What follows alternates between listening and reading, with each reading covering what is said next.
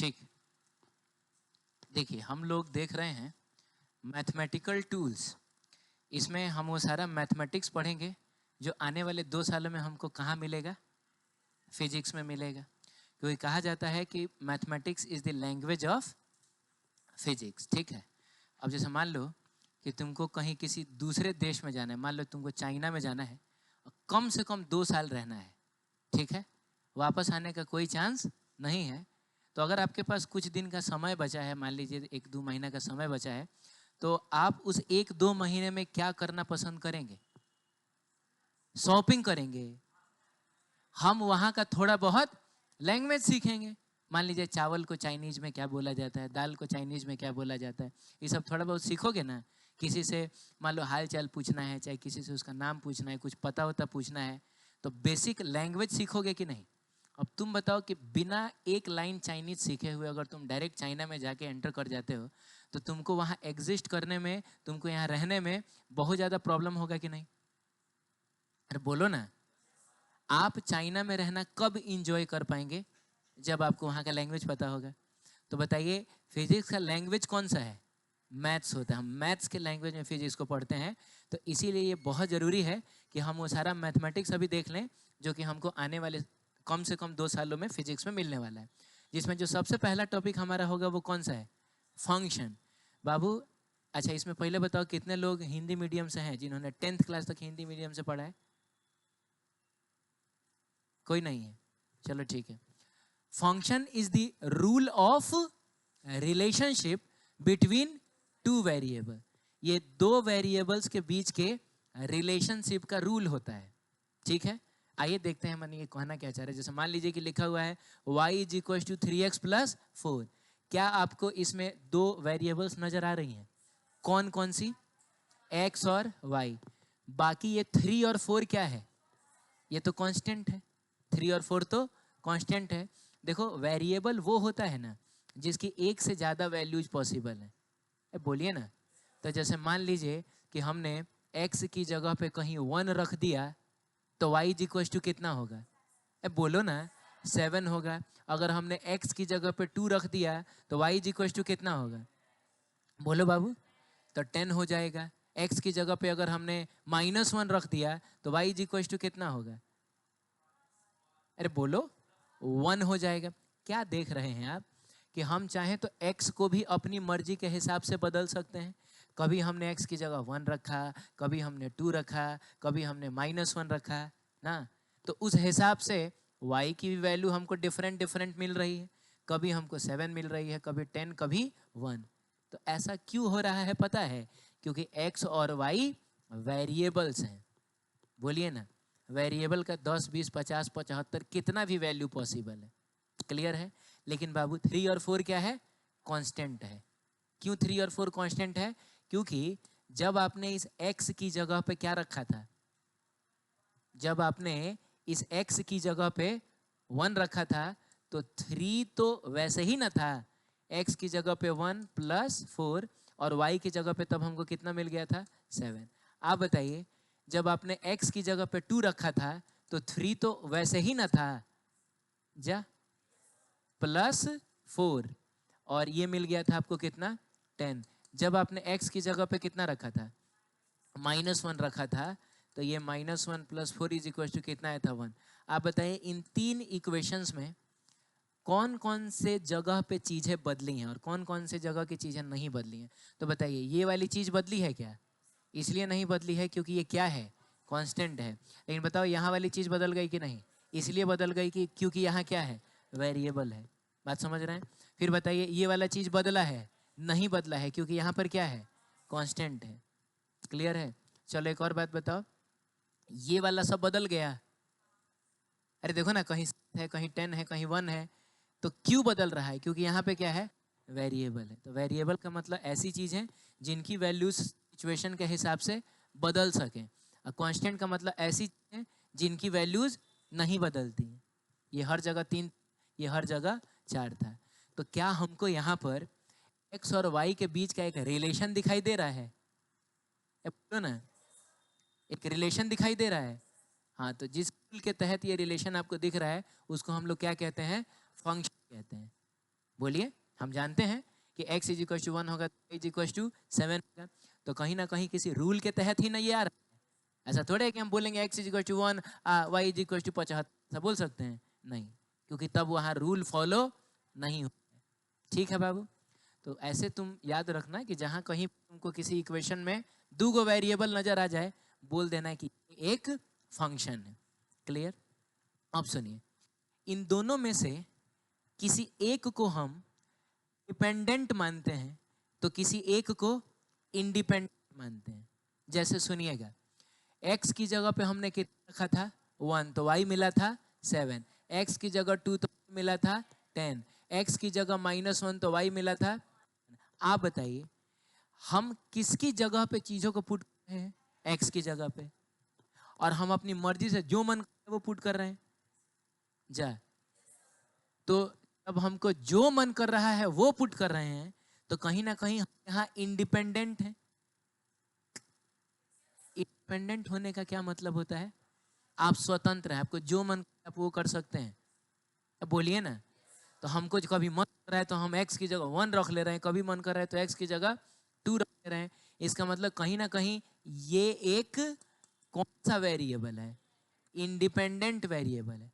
लेकिन बताइए, x की जगह पे हमको जो मन कर रहा था वो रख ले रहे थे, लेकिन क्या हम y की जगह पे भी जो मन करेगा वो रख लेंगे क्या? नहीं। क्या हम x की जगह पे 1 और y की जगह 10 रख सकते हैं? नहीं। y क्या होगा ये डिपेंड करेगा कि x की जगह पे आपने क्या रखा है। ओ माय गॉड, x की जगह अगर आपने 1 रखा है तो बाबू कंफर्म है कि y 7 ही होगा। अरे बोलो ना, x की जगह पर तुमने 2 रखा है तो कंफर्म है कि y 10 ही होगा। तो कहीं ना कहीं ये इस पर डिपेंड कर रहा है कि नहीं? मतलब हुआ कि ये कौन सा वेरिएबल हो जाएगा?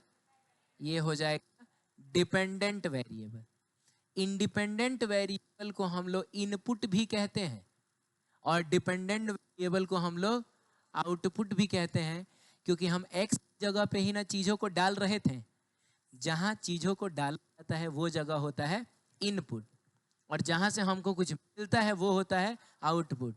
आप बताइए, आप किसकी जगह पे डाल रहे थे? x की जगह पे डाल रहे थे, x इनपुट हो गया। y की जगह पे आपको मिल रहा था तो y क्या हो गया? आउटपुट हो गया। लेकिन एक बात बताओ यार, क्या एकदम जरूरी है क्या कि हम सिर्फ x की जगह ही चीजों को डाल सकते हैं और हमको सिर्फ y ही मिल सकता है? ये काम हम उल्टा भी कर सकते हैं, हम y की जगह पे भी चीजों को डाल के क्या x निकाल सकते हैं? तो उस केस में पता है क्या करना होगा? इस 4 को ले जाओ उधर। बोलो बाबू। चला गया उधर, और 3 को ले जाओ नीचे, तो x is equal to y -4 divided by 3 बन। सेम ही चीज है। अरे दोनों सेम ही चीज है, सेम ही इक्वेशन है, सेम ही फंक्शन है, बस थोड़ा सा लिखने का अंदाज दूसरा है। बोलो। अब सुनो, यहां पे क्या हम y की जगह पे अगर 7 डालते हैं, बोलो ना, तो x इज सॉरी, पहले y थोड़े लिखा जाता है, पहले तो x ना लिखा जाता है। हाँ, y की जगह पे अगर हम क्या डालते हैं? अब तुम बताओ हम किसकी जगह पे डाल रहे हैं? हाँ, y की जगह पे। तो बता सकते हो x कितना मिलेगा? तो 7 - 4 3, 3 डिवाइडेड बाई 3 कितना? ओ, इसका मतलब यहाँ पे हमको 1 मिलेगा। तो अब हम यहाँ पे डाल रहे हैं और हमको ये मिल रहा है। आप बताइए, y की जगह पे अगर हमने 10 डाल दिया, 10 डालो इसकी जगह पे, तो 10 - 4 क्या? 6 डिवाइडेड बाई 3 2, यानी कि आपको 2 मिल गया ना। तो आप बताइए यहाँ पे इनपुट कौन हो गया? y हो गया इनपुट, अब आप x हो गया आउटपुट। यानी यहाँ पर इंडिपेंडेंट वेरिएबल कौन हो गया? y की जगह पे हमको मन किया तो कभी हम 7 डाल लिए थे, मन किया था तो कभी हम 10 डाल लिए, और भी कुछ मन करेगा हम ना। क्या y की जगह पे हम 75 नहीं डाल सकते हैं? हम डाल सकते हैं। 75 - 4 कितना होगा? 71। तो वो x इज इक्वल टू 71/3, 71/3 हो जाएगा। मन करे तो आप उसको डेसिमल में कन्वर्ट कर लीजिए। तो हमको मन करे तो हम y की जगह पे भी कुछ डाल के x की वैल्यू निकाल सकते हैं, लेकिन उस केस में एक्स वाई पे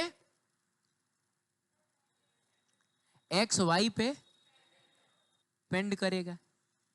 अरे एक्स की वैल्यू कितनी होगी किस पर डिपेंड करेगा? वाई पर डिपेंड करेगा। सही है। तो इस केस में ये हो गया डिपेंडेंट वेरिएबल। इसका मतलब हुआ ना कि दोनों वेरिएबल में से किसी एक को तुम इंडिपेंडेंट मान सकते हो तो दूसरा अपने आप डिपेंडेंट हो जाएगा। जैसे इस केस में हमने x को क्या मान लिया? अरे क्या मान लिया? इंडिपेंडेंट मान लिया। वो जो मन कर रहा था हम डाल दे रहे, इंडिपेंडेंट वेरिएबल है ना बाबू। लेकिन y कैसा था? डिपेंडेंट था। लेकिन इस केस में हमने y को क्या मान लिया? इंडिपेंडेंट। तो x डिपेंडेंट हो जाएगा ना। दोनों को एक साथ इंडिपेंडेंट नहीं मान सकते हैं। हम ऐसा नहीं मान सकते हैं कि जो मन करे x की जगह पे जो मन करे y की जगह पे, ऐसा पॉसिबल नहीं है। ठीक है, एक डिपेंडेंट रहेगा तो दूसरा इंडिपेंडेंट रहेगा ही। तो ये बात यहां लिखा हुआ है कि one variable of the function can be assumed as क्या? Dependent and other to be क्या? डिपेंड। हाँ मैंने एक होगा डिपेंडेंट तो दूसरा होगा इंडिपेंडेंट। ठीक है, ये कहता है कि जनरली, हालांकि मानने को तो किसी को इंडिपेंडेंट और किसी को डिपेंडेंट माना जा सकता है, लेकिन बाबू जनरली y को ही क्या माना जाता है? डिपेंडेंट। और x को क्या माना जाता है? इंडिपेंडेंट। यानी जनरली हम x की जगह पे ही चीजों को पुट करते हैं और y के रूप में हम चीजों को निकालते हैं। मैंने जनरली आप देखिएगा कि y ही अकेला ज्यादा मिलेगा। बोलिए ना, जनरली ऐसा इक्वेशन को कम ही देखने को मिलेगा। क्लियर है? जनरली का मतलब हुआ कि 100 में से अगर देखा जाए तो 90% लोग जो है वो चाहेंगे कि y को क्या रखें? हाँ, आउटपुट की तरह ट्रीट करें और x को इनपुट की तरह ट्रीट करें। ठीक है, चलिए अब हम कुछ फंक्शंस देखेंगे जो फिजिक्स में यूज होते हैं, जिसमें ये है y is equal to 3x 4। मैंने एग्जाम्पल है क्या? जरूरी थोड़ा है कि y is equal to 3x plus 4 होगा। y is equal to 4x minus 5 नहीं हो सकता है क्या? हाँ, तो एक एग्जाम्पल बस मैंने दिया है। तो ये भी एक फंक्शन है। इस फंक्शन को बोला जाता है लीनियर फंक्शन, और ये आपने 10th क्लास में पढ़ा भी होगा। इसको linear equation in two variables बोलते थे। दो चर वाले रैखिक समीकरण कहा जाता है। तो ये आपने 10th क्लास में पढ़ा होगा। लीनियर इसलिए क्योंकि यहाँ x का भी मैक्सिमम पावर कितना है और y का भी मैक्सिमम पावर कितना है? क्लियर है? चलिए, और फंक्शंस में y is equal to sine x का नाम सुना है आपने? हाँ, तो क्या यहाँ पर हमको x और y के बीच का एक रिलेशन दिखाई दे रहा है? अभी हम x की जगह कुछ कुछ डालेंगे तो हमको y की जगह पे कुछ कुछ मिलेगा। जैसे x की जगह पे अगर हमने 0 डाल दिया तो साइन 0 कितना होता है? होता है, यानी y के रूप में भी हमको 0 ही मिलेगा। अगर x की जगह पे हमने 30 डिग्री डाल दिया तो y के रूप में हम साइन 30 डिग्री कितना होता है? 1/2 मिलेगा। तो जैसे यहाँ पर आप x की जगह पे कुछ कुछ डाल रहे थे और आपको y मिल रहा था, सही यहाँ पर भी आप x की जगह पे कुछ कुछ डालिएगा तो आपको y मिलेगा। यानी ये भी फंक्शन हो गया। इस फंक्शन को बोला जाएगा ट्रिगोनोमेट्रिक फंक्शन। ठीक है, चलिए y is equal to x square minus 5x plus 6। बताइए ये फंक्शन है कि नहीं? एकदम है। इसमें भी हम x की जगह कुछ कुछ डालेंगे तो हमको y की जगह कुछ कुछ मिलेगा। इस फंक्शन को हम बोलते हैं क्वाड्रेटिक फंक्शन। क्वाड्रेटिक हिंदी में द्विघात कहा जाता है। तो ये हो गया क्वाड्रेटिक फंक्शन। बाबू यहाँ x का मैक्सिमम पावर कितना है? 2 है। 3 हो जाएगा तो उसको क्यूबिक फंक्शन बोलते हैं। ठीक है, लॉग x ये एक ऐसी चीज है जो हमने 10th क्लास तक तो पढ़ा होता है, लेकिन बाबू 11th 12th में ये मैथ्स में भी आएगा, फिजिक्स में भी आएगा और केमिस्ट्री में भी आएगा, सब में आएगा।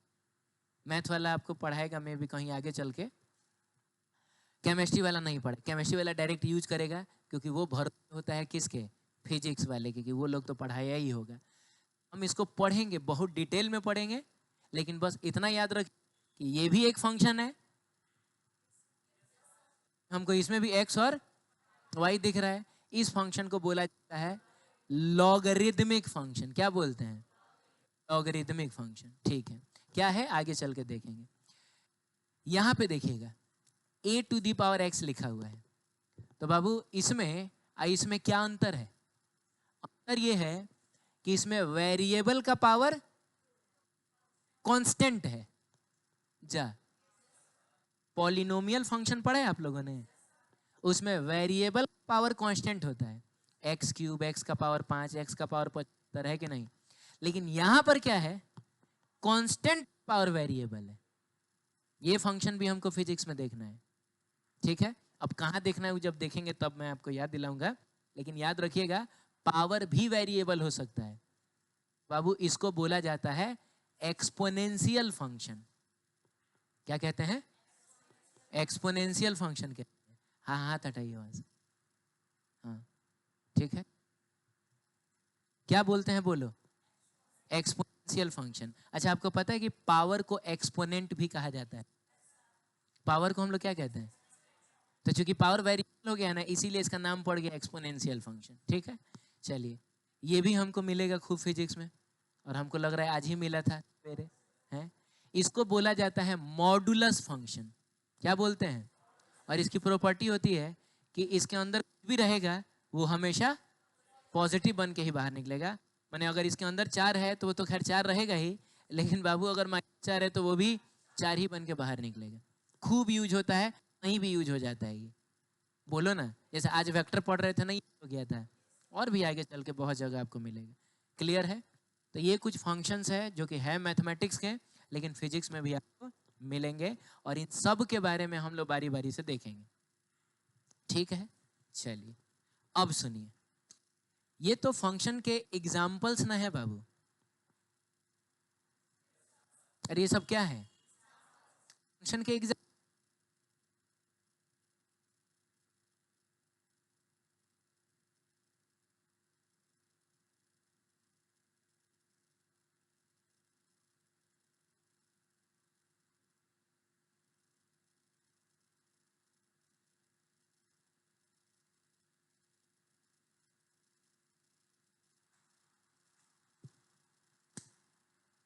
बाहर कोई है? हाँ उनसे बोलो कि 2 बैटरी लानी।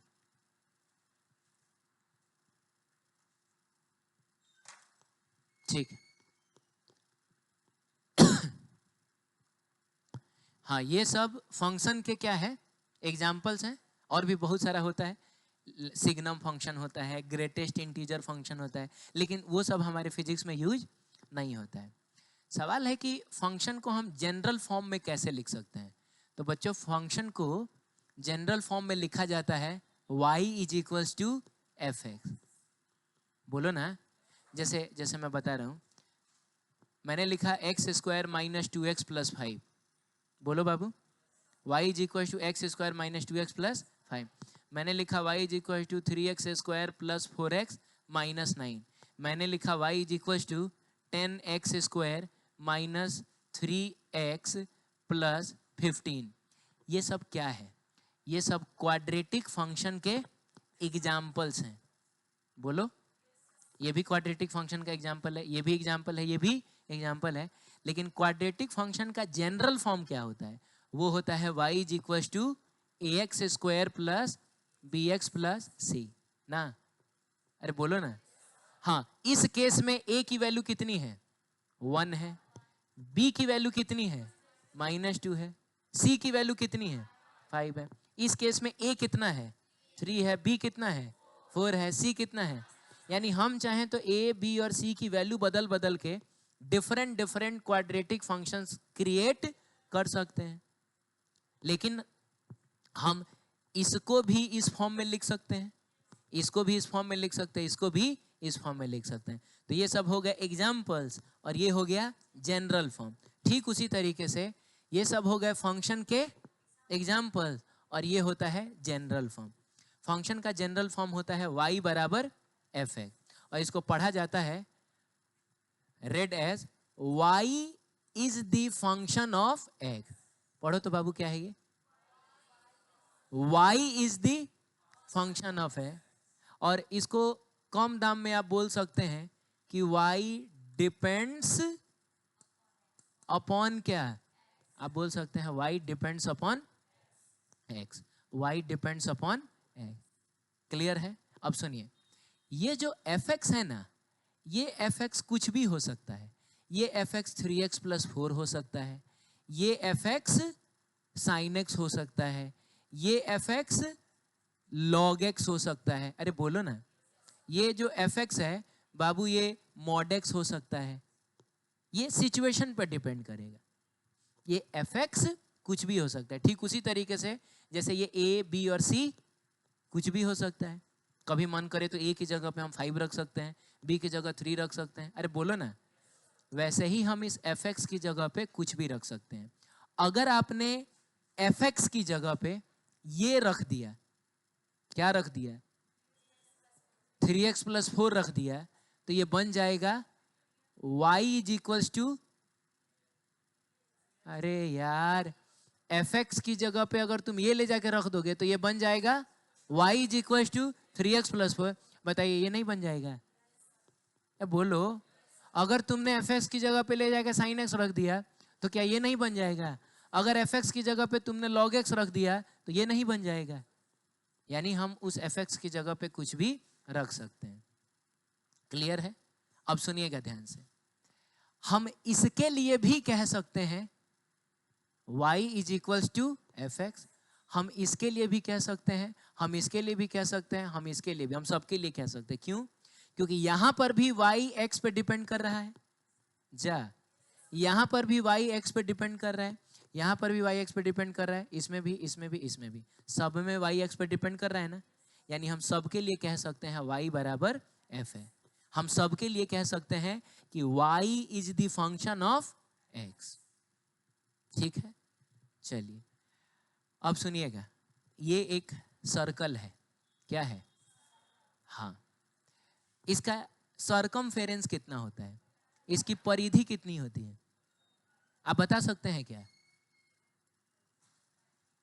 तुम ही खरीदने चला गया था? बहुत खतरनाक आदमी है।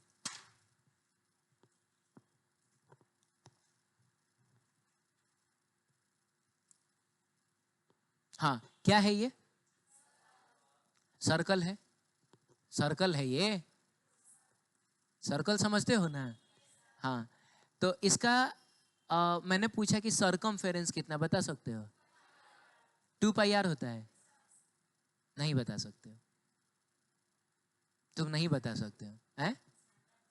नहीं, सेंटर से मुझे क्या लेना देना है? तुम नहीं बता सकते हो। तुमको पहले मुझसे पूछना चाहिए कि सर ये बताइए कि इसका रेडियस कितना है। हो सकता है कहीं इसका रेडियस में a लिखता तो क्या 2πr होता है? क्या होता है?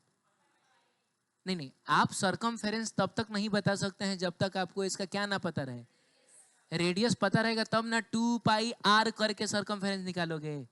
अगर मान लो मैंने रेडियस a दे दिया तो सर्कमफेरेंस क्या होगा? 2πa। रेडियस मैंने b दे दिया, सर्कमफेरेंस क्या होगा? 2πb होगा। तब बिना रेडियस के तुम सर्कमफेरेंस बता पाओगे? नहीं। तो मैंने बोला बताओ, अगर ये एक सर्कल है तो इसका सर्कमफेरेंस कितना होगा, तो तुम मुझसे पूछना कि सर पहले ये बताइए कि इसका रेडियस कितना है। मैं बोलूंगा कि तुम मुझसे रेडियस क्यों पूछ रहे हो, तो तुम बोलोगे क्योंकि सर सर्कमफेरेंस जो है वो रेडियस पे जा। अरे तुम मुझसे रेडियस क्यों पूछ रहे हो? क्योंकि सर्कमफेरेंस रेडियस पे डिपेंड करता है। अब बोलिए ना, इसका मतलब circumference is the function of क्या? Radius. Circumference is the function of radius. Clear है? अब बोलिए। ठीक है, और रेडियस को अगर हमने r दे दिया तो इस केस में fr कितना होगा? 2πr। आप इस fr की जगह 2πr रख सकते हैं। अब मैंने तुमसे कहा कि बताओ इस सर्कल का एरिया कितना है, तो बिना रेडियस के आप एरिया बता सकते हैं? आप फिर पूछिएगा मुझसे कि सर ये बताइए कि इसका रेडियस कितना है। मैं पूछूंगा क्यों मुझसे रेडियस पूछ रहे हो, तो तुम बोलोगे कि क्योंकि सर एरिया भी रेडियस पे डिपेंड करता है। इसका मतलब एरिया भी is the function of radius. जा, सर्कमफेरेंस भी फंक्शन ऑफ रेडियस है। एरिया भी फंक्शन ऑफ रेडियस है, सरकमफेरेंस भी रेडियस पर डिपेंड करता है, एरिया भी रेडियस पर डिपेंड करता है, लेकिन यहां पर एफ आर कितना होगा? 2 पाई आर होगा? नहीं, यहां पर होगा पाई आर स्क्वायर। देखा आपने? तो एफ आर यहां पे कुछ और आया है, यहां पे कुछ और आया है। अब बोलो, मैंने कहा था ना कि एफ एक्स कभी ये हो सकता है, कभी ये हो सकता है, कभी ये हो सकता है, सिचुएशन पे डिपेंड करेगा। जैसे देखिए यहां पर भी एफ आर 2 पाई आर आया है, तो कभी f r pi r square आया है। अब मैंने एक स्फेयर लिया, स्फेयर समझते हो? स्फेयर और सर्कल में क्या अंतर होता है? सिक्का कैसा होता है? सिक्का सर्कुलर होता है कि स्फेरिकल होता है? अरे वो चिपटा ना है, तो सर्कुलर है। कैसा है? सर्कुलर। रोटी कैसा होता है? चूड़ी कैसा होता है? सर्कुलर होता है। लेकिन बताओ बॉल कैसा होता है? क्रिकेट वाला बॉल स्फेरिकल होता है। लड्डू कैसा होता है? स्फेरिकल होता है। दोनों के लिए गोल वर्ड ही यूज किया जाता है, लेकिन फिर भी दोनों में अंतर है। तो सर्कल ऐसा चिपटा होगा, लेकिन स्फेयर जो होगा वो तो ऐसा ना होगा। हाँ बाबू, तो स्फेयर का निकाला जाता है सरफेस एरिया। अब आप बताइए स्फेयर का सरफेस एरिया कितना होगा? आप बता सकते हैं? नहीं, पहले हमको पता करना होगा कि इसका रेडियस कितना है। इसका मतलब हुआ कहीं ना कहीं surface area of the sphere is also the function of क्या? रेडियस। मैंने डिपेंड करता है तो हम बोलेंगे कि वो रेडियस का एक फंक्शन है। ठीक है, यहां पर एफ आर की वैल्यू कितनी होगी? 4 पाई आर स्क्वायर। चलो लगे हाँ तो ये सब याद करते चलिए, अगर आप भूल गए हो तो।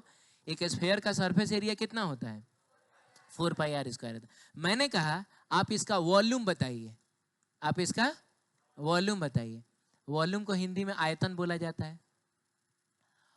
तो बताओ बिना रेडियस के हम वॉल्यूम बता पाएंगे? नहीं, क्योंकि volume is also the function of क्या? रेडियस। वॉल्यूम भी रेडियस पे डिपेंड करता है, लेकिन यहां पर एफ आर की वैल्यू हो जाएगी 4/3 पाई आर क्यूब। देखा आपने?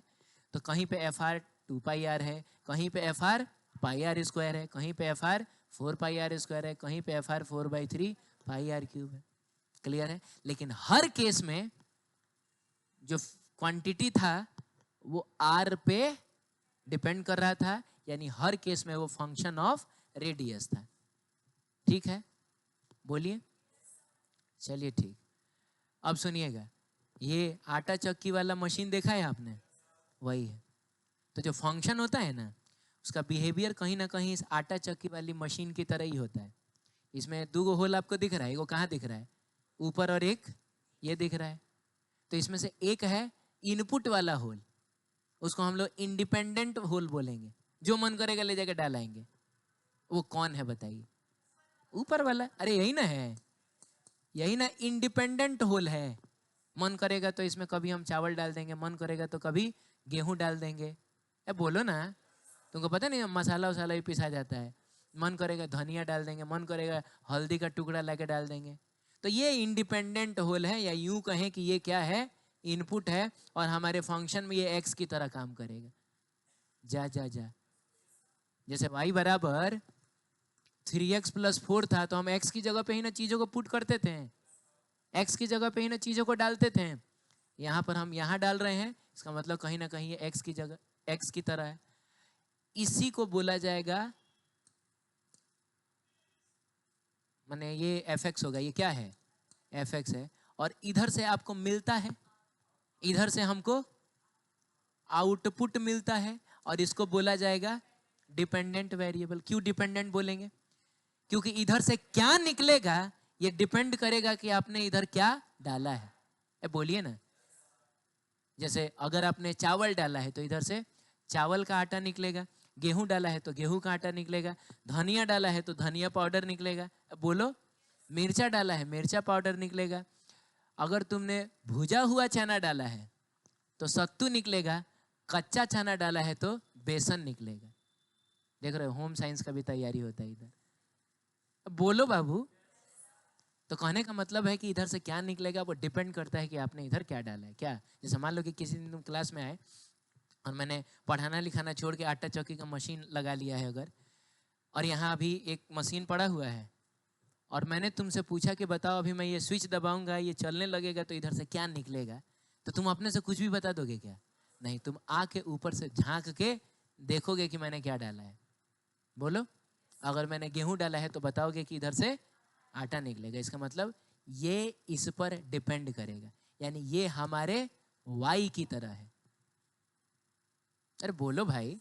अब जैसे मान लो कि एफ एक्स के लिए एक एग्जाम्पल लेते हैं। एफ एक्स है 3x प्लस कितना 4, तो बताओ x की जगह पे अगर आप 1 डालिएगा तो यहाँ होगा कैलकुलेशन, पिसाएगा और अल्टीमेटली फाइनल रिजल्ट के रूप में आपको 7 नहीं मिल जाएगा।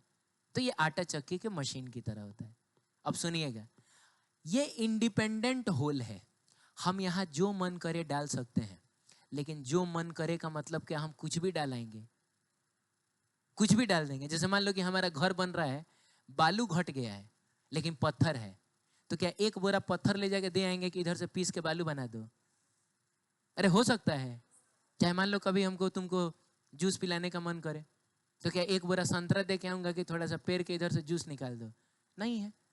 वो बोलेगा कि सर पत्थर के लिए ये मशीन डिफाइंड नहीं है। अरे पत्थर के लिए दूसरा मशीन आता है मशीन, आप पत्थर को पीस के उसमें से बालू बना सकते हैं, लेकिन ये वाला मशीन डिफाइंड नहीं ना है। अब बोलिए ना, यानी हम इंडिपेंडेंट हैं कुछ भी डालने के लिए, लेकिन डाली गई चीजों की वैल्यूज भी लिमिटेड होंगी। हम गेहूं डाल सकते हैं, चना डाल सकते हैं, बोलो ना, हाँ, और क्या क्या, धनिया डाल सकते हैं, हल्दी डाल सकते हैं, मिर्चा डाल सकते हैं, कोई सूखा अनाज या सूखा मसाला डाल सकते हैं। बाकी संतरा डाल सकते हैं उसमें? नहीं डाल सकते हैं, क्योंकि संतरे के लिए ये मशीन डिफाइंड नहीं है, उसके लिए दूसरा मशीन आता है। बोलो, अगर बाबू इधर से तुम पत्थर डाल नहीं सकते हो तो इधर से बालू निकल भी तो नहीं सकता है। यानी डाली गई चीजों की वैल्यूज भी लिमिटेड है और निकलने वाली चीजों की वैल्यूज भी लिमिटेड है। क्लियर है? हाँ, डाली गई चीजों की जो पॉसिबल वैल्यूज होती हैं उनको बोला जाता है डोमेन ऑफ द फंक्शन। क्या बोला जाता है? हम जो कुछ भी डाल सकते हैं उसको बोला जाता है डोमेन, और जो कुछ भी निकल सकता है उसको बोला जाता है रेंज। क्लियर है? तुम बताओ इस मशीन के डोमेन में क्या क्या है। अगर ये सही में एक आटा चक्की वाला मशीन है तो इसका डोमेन में क्या आएगा? डोमेन में क्या आएगा का मतलब हुआ कि हम क्या क्या डाल सकते हैं। हम चावल डाल सकते हैं, वो इसका डोमेन में आएगा। हम गेहूं डाल सकते हैं, बोलिए, हम चना डाल सकते हैं, हम मकई डाल सकते हैं ना, हल्दी का टुकड़ा डाल सकते हैं, धनिया डाल सकते हैं, ये सब डोमेन में आएगा। क्या इसके डोमेन में पत्थर आएगा? नहीं आएगा। क्या इसके डोमेन में संतरा आएगा? नहीं आएगा। तो बताइए इसका रेंज क्या क्या है? रेंज का मतलब हुआ कि क्या क्या निकल सकता है। बोलो, आटा रेंज में आएगा कि चावल का आटा भी आएगा और गेहूं का आटा भी आएगा? बताइए, हल्दी पाउडर भी इसके रेंज में आ जाएगा, है, मिर्चा पाउडर भी आ जाएगा, बेसन भी आ जाएगा, सत्तू भी बालू इसके रेंज में आएगा? क्या जूस इसके रेंज में आएगा? नहीं आएगा। क्लियर है? तो जिस तरीके से इसका डोमेन और रेंज लिमिटेड है, उसी तरीके से मैथमेटिकल फंक्शंस का भी डोमेन और रेंज लिमिटेड होता है। तो आइए हम कुछ मैथमेटिकल फंक्शंस के डोमेन और रेंज देखेंगे, लेकिन उससे पहले हम देखेंगे कि जो 3 चीजें लिखी हुई हैं इनका मतलब क्या होता है। सबसे पहले इसको पढ़ा जाता है बिलोंग्स टू। क्या पढ़ते हैं? x belongs to. और ये देखिए 2,10 2,10 2,10 लिखा हुआ है। अंतर बस किसका है? ब्रैकेट्स का। यहाँ पे ब्रैकेट जो है छोटा वाला है, ये बड़ा वाला है, ये मझिला वाला है ना। इसको हम लोग ओपन ब्रैकेट, इसको क्लोज ब्रैकेट, और इसको क्या कर्ली ब्रैकेट ऐसे बोलते हो? बोलो ना, चाहे स्मॉल ब्रैकेट, लार्ज ब्रैकेट, और इसको कर्ली ब्रैकेट बोलते हो। क्या लग रहा है, कितने लोगों को ऐसा लग रहा है कि सर तीनों सेम चीज ही कहना चाह रहा है, बस ब्रैकेट के डिजाइन में अंतर है? तीनों सेम चीज कहना चाह रहा है? तीनों अलग अलग चीज कहना चाह रहा है? बताओ ये क्या कहना चाह रहा है? नहीं ना पता है?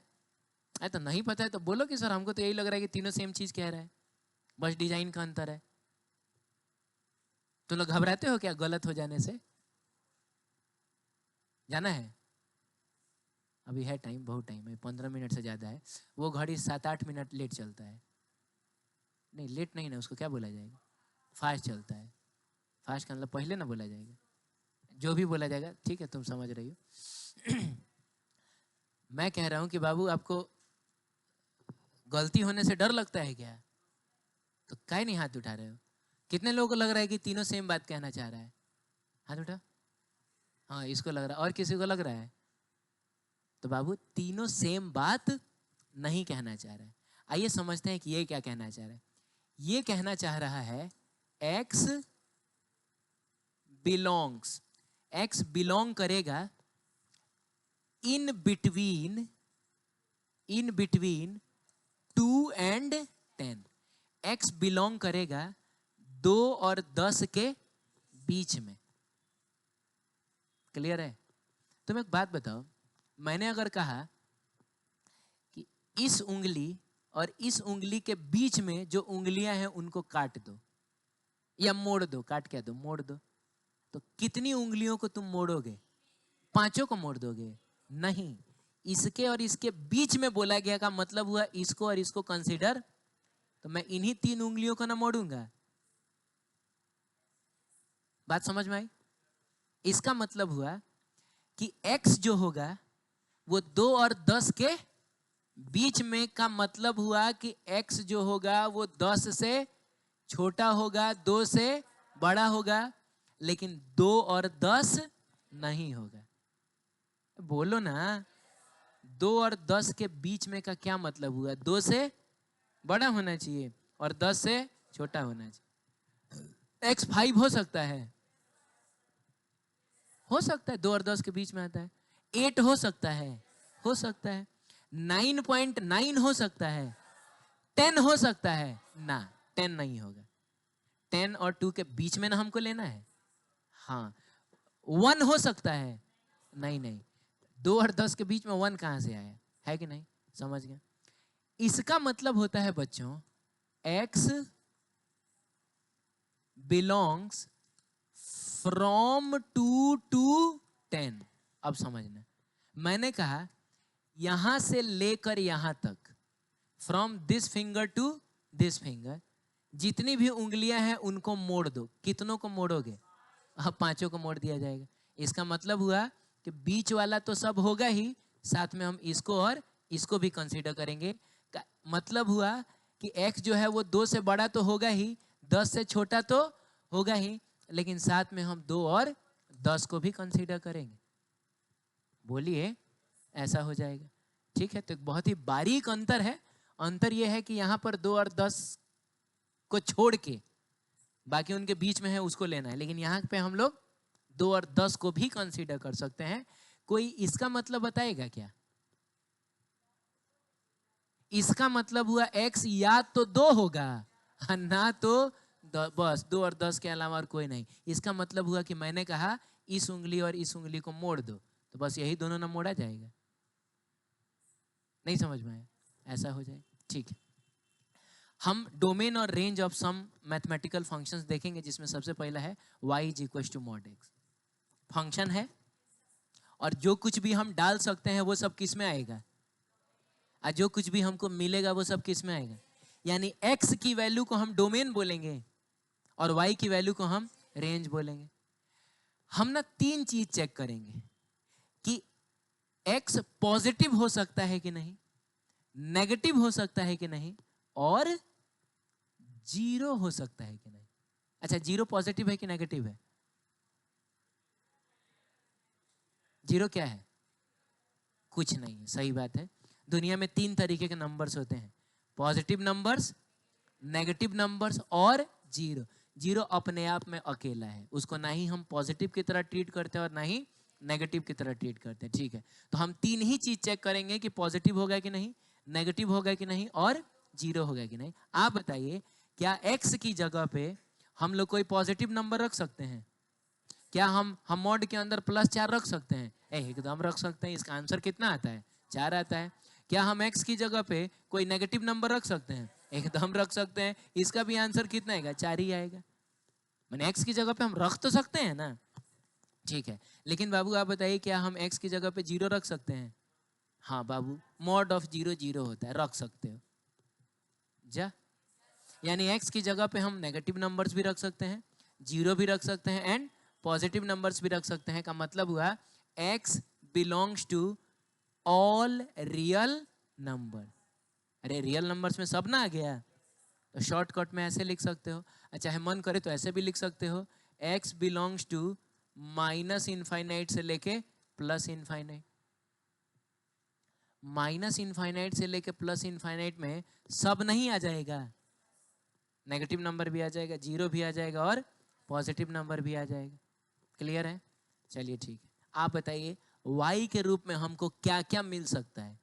y के रूप में क्या हमको कोई पॉजिटिव चीज मिल सकता है? अरे y क्या है, इस चीज का आंसर ही ना y होगा। तो हाँ एकदम देखो ना, मिला था, 4 और 4 पॉजिटिव है ना है, तो y के रूप में हमको पॉजिटिव चीज मिल सकता है। y के रूप में हमको नेगेटिव चीज मिल सकता है? y के रूप में हमको नेगेटिव चीज मिल सकता है? नहीं मिल सकता है। मॉड का आंसर कभी नेगेटिव, ओ इसका मतलब नेगेटिव नहीं मिलेगा। y के रूप में हमको 0 मिल सकता है? हाँ, मॉड ऑफ 0 0 होता है। इसका मतलब हुआ y belongs from 0 to infinite. ये आपको तो समझ ही में नहीं आया होगा। इसका क्या मतलब हुआ? y 0 हो सकता है और 0 से इनफाइनाइट तक कुछ भी हो सकता है, यानी 0 हो सकता है और पॉजिटिव हो सकता है, लेकिन नेगेटिव नहीं होगा। क्लियर है? तो इस फंक्शन का डोमेन हो गया ऑल रियल नंबर, लेकिन रेंज हो गया बस 0 और पॉजिटिव नंबर्स। क्लियर है? तो ये सब है डायरेक्ट क्वेश्चंस, तो कभी इनसे नहीं पूछे जाएंगे, लेकिन आपको जानकारी इस बात की होनी चाहिए कि हाँ हम यहाँ डाल कुछ भी सकते हैं, लेकिन मिलेगा तो हमको सिर्फ क्या मिलेगा? पॉजिटिव मिलेगा या फिर 0 मिल सकता है। ठीक, अगला सवाल है, रूट अंडर 4 कितना होता है? कितना होता है? रूट अंडर 4 कितना होता है? अब ना 2 बोल रहे हो। 10th तक ऐसा लगता था कि रूट अंडर 4 कितना होता है? +-2 होता है ना जी, +-2। लेकिन मैं कह रहा हूं कि रूट अंडर 4 सिर्फ कितना होता है? 2 ही होता है। रूट अंडर 4 सिर्फ कितना होता है? 2 होता है। ठीक है, समझा देता हूं कैसे। पचाना थोड़ा मुश्किल होता है, बहुत सारे बच्चे तो एकदम अड़ जाते हैं कि ना सर हम मानबे नहीं करेंगे कि 2 होता है, हम आज तक पढ़े हैं कि +-2 होता है, आज हम क्यों मान लेंगे? सुनो मैं मनवाता हूं। बात यह है कि बताओ 2 कांस्टेंट है कि वेरिएबल है? कांस्टेंट का मतलब समझते हो? इसकी बस कोई एक ही वैल्यू होगी। 2 का मतलब सिर्फ ये है, 2 ये कभी नहीं हो सकता है, कुछ भी कर लिया जाए इसको हम 2 मानेंगे। ये कितना है? 3 ना है? तो 2 एक ऐसी चीज है जिसकी वैल्यू बदल नहीं सकती है, इसीलिए हम इसको कांस्टेंट बोलते हैं। तुम बताओ 2 का स्क्वायर एक कांस्टेंट आएगा कि वेरिएबल आएगा? कांस्टेंट ही आएगा। कितना आएगा? 4। तो 2 का स्क्वायर 4 के अलावा और कुछ हो सकता है? कुछ हो तो सोच के बताओ। नहीं हो सकता है। तो एक बात हमेशा याद रखिएगा, 2 कांस्टेंट चीजों के बीच में कोई भी मैथमेटिकल ऑपरेशन करिएगा, रिजल्ट हमेशा एक कांस्टेंट ही आएगा। मतलब ये हुआ कि कांस्टेंट का पावर कांस्टेंट एक कांस्टेंट ही आएगा, और कांस्टेंट वो जिसकी सिर्फ एक ही वैल्यू हो। अब बोलो बाबू। चलो बहुत बढ़िया। तुम बताओ, मान लो 4 लिखा हुआ है, कांस्टेंट है कि वेरिएबल है? इसका पावर मैंने 1/2 कर दिया, तो ये 1/2 कांस्टेंट है कि वेरिएबल है? क्या है? कांस्टेंट है। अब तुम बताओ, कांस्टेंट का पावर कांस्टेंट, एक कांस्टेंट ही ना आना चाहिए, और कांस्टेंट वो जिसकी बस एक ही वैल्यू हो। तो एक कांस्टेंट ही आएगा, जो भी आएगा हाथी घोड़ा है। क्या आप जानते हैं कि 4⁻1/2 को ही रूट अंडर 4 बोला जाता है? क्या आप जानते हैं रूट x का मतलब होता है x⁻1/2? ये आप जानते हैं? ये आप जानते हैं कि जिस दिन आप घूंघट उठाइएगा उस दिन पावर आधा हो जाएगा? रूट का मतलब होता है पावर 1/2। तो एक बात बताओ, √4 और ये सेम चीज ना है, तो कांस्टेंट का पावर कांस्टेंट एक कांस्टेंट ही ना आना चाहिए। कांस्टेंट का पावर कांस्टेंट एक कांस्टेंट आना चाहिए, और वही कांस्टेंट क्या आता है 2। अगर आपने +-2 कर दिया ना, तब तो इसकी 2 वैल्यूज हो गई, और किसी चीज की अगर 2 वैल्यूज हो रही हैं तो वो कांस्टेंट थोड़े रहा, अरे वो तो वेरिएबल ना हो गया, जबकि ये तो एक कांस्टेंट चीज है। तो कांस्टेंट का बस एक ही आंसर आता है, यकीन मानिए वो आंसर कितना होता है 2 होता है। तो याद रखिएगा √4 सिर्फ 2 होगा, √9 सिर्फ 3 होगा। क्लियर है? चलो ठीक है। अब सुनो, कहीं लिखा हुआ है x² = 4। बताओ यहां पर x कितना होगा? कितना होगा? 2 होगा? x 2 होगा? मैं कहूं कि यहां पर x होगा +-2, तो मानोगे? नहीं मानोगे। अभी मैंने बहुत जबरदस्ती मनवाया कि √4 2 होता है, तो यहां पर आप एकदम मानने को तैयार नहीं होंगे कि x की वैल्यू होगी +-2। अब पता है क्यों नहीं मानना चाह रहे हैं? क्योंकि आप इस स्क्वायर को इधर ले जाके रूट बना रहे हैं, तो ये बन रहा है x = √4, और आपने अभी अभी जाना है कि √4 कितना होता है 2 होता है, इसलिए आप मानना नहीं चाह रहे हैं। लेकिन आप यकीन मानिए इसका सही आंसर ये है। और यहाँ पे क्रिएट हुआ एक बहुत ही भयंकर कंफ्यूजन कि जब सर √4 सिर्फ 2 होता है तो आंसर +-2 कैसे आएगा ना। तो पहले तो मैं बताता हूँ इसको सॉल्व करने का सही तरीका क्या है, और फिर मैं बताऊंगा कि हम गलती कहाँ कर रहे हैं। चलिए पहले हम इस 4 को इधर लेके आएंगे, x² - 4 = कितना। अब इसको हम तोड़ेंगे a² - b² के फॉर्मूले पे, ये बनेगा a + b × a - b = 0। अब सुनो, या इस पूरे को क्या करना है 0 करना है, या तो ये 0 हो जाए, अरे अगर ये 0 हो गया तभी 0 × समथिंग 0, या तो ये 0 हो जाए। तो जब ये 0 होगा यानी कि बाबू अगर x + 2 0 होगा तो x कितना मिलेगा -2, और x -2 0 होगा तो x = कितना मिलेगा +2, यानी हमको x मिला +-2। तो ये है प्रॉपर तरीका। अब तुम बोलोगे सर तो जब ऐसा क्वेश्चन आएगा तो क्या हम इतना तामझाम करेंगे? अरे बोलो। अच्छा एक बात बताओ, यहां हमने कुछ तो गलती की होगी ना, तब ना आंसर सिर्फ +2 आ रहा है। अरे सही आंसर क्या आना चाहिए था +2 एंड -2। इसका मतलब हमने कुछ तो गलती की होगी। मैं आपको बता दूं कि स्क्वायर को उधर ले जाके रूट बना देना मैथमेटिकली एक गलत प्रोसेस है। जो आज तक आप करते आए हैं ना, वो एक गलत प्रोसेस है, इसीलिए आंसर भी गलत आया है आपका। सही प्रोसेस ये है। हाँ, लेकिन क्या जब भी ऐसा क्वेश्चन आएगा तो क्या सही में हम इतना सारा काम करेंगे क्या? इसका जवाब है ना। इसका एक शॉर्टकट भी है। शॉर्टकट है स्क्वायर को उधर ले जाके रूट बना दीजिएगा। फिर बोलिएगा सर आप भयंकर कंफ्यूज कर रहे हैं, आपने बोला ये गलत प्रोसेस है, फिर बोल रहे हैं कि उधर ले जाकर रूट बना दीजिएगा। तो सुनिए, गलत प्रोसेस है, लेकिन हम चाहें तो उस प्रोसेस को सुधार भी सकते हैं, बस सामने में लगा दीजिएगा +-। यानी एक चीज हमने सीखा कि कभी भी स्क्वायर उधर जाके रूट बनेगा तो सामने में क्या आएगा +-। अब इसका फाइनल आंसर बताओ क्या होगा। तो सुन लो 1 मिनट, ये जो +- आया है, क्या वो इसलिए आया है क्योंकि √4 +-2 होता है? नहीं नहीं नहीं नहीं, ये +- इसलिए आया है क्योंकि स्क्वायर को हमने उधर ले जाके रूट बनाया है। और बच्चों √4 तो सिर्फ 2 होता है। तो या तो आप ऐसे सॉल्व करिए, बोलिए, और ना तो आप स्क्वायर को उधर ले जाके रूट बनाइए, तो सामने में क्या लगाइए +-। आपको याद होगा आज सुबह की क्लास में r² = a² + b² + 2ab cos theta था। मैंने स्क्वायर को इधर ले जाके रूट किया था। मैंने एक चीज बोला था, पता नहीं आपको याद है कि नहीं, कि बाकायदा हमको यहाँ क्या लगाना चाहिए +-। लेकिन मैग्नीट्यूड कभी नेगेटिव, तो इसीलिए हमने माइनस साइन को ड्रॉप कर दिया था। समझ रहे हो? चलो तो ये चीज हम लोगों ने सीख, क्लियर है। एक आखिरी बात और बता देता हूँ, चलो बाकी का हम नेक्स्ट टाइम में करेंगे, एक के दिन में बहुत ज़्यादा हो जाएगा।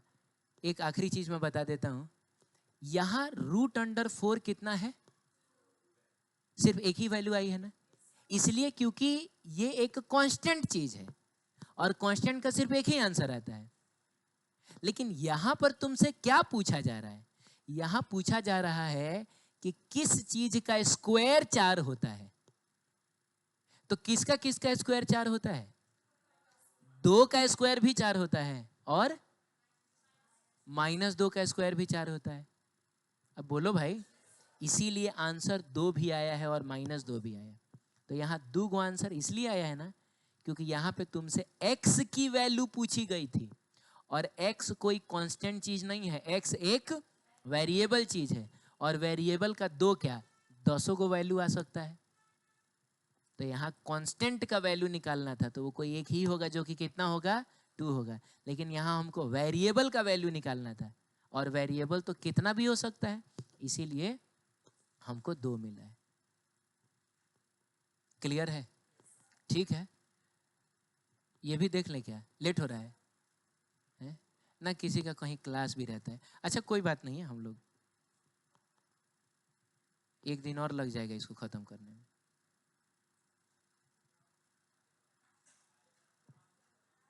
आज ही कर लें।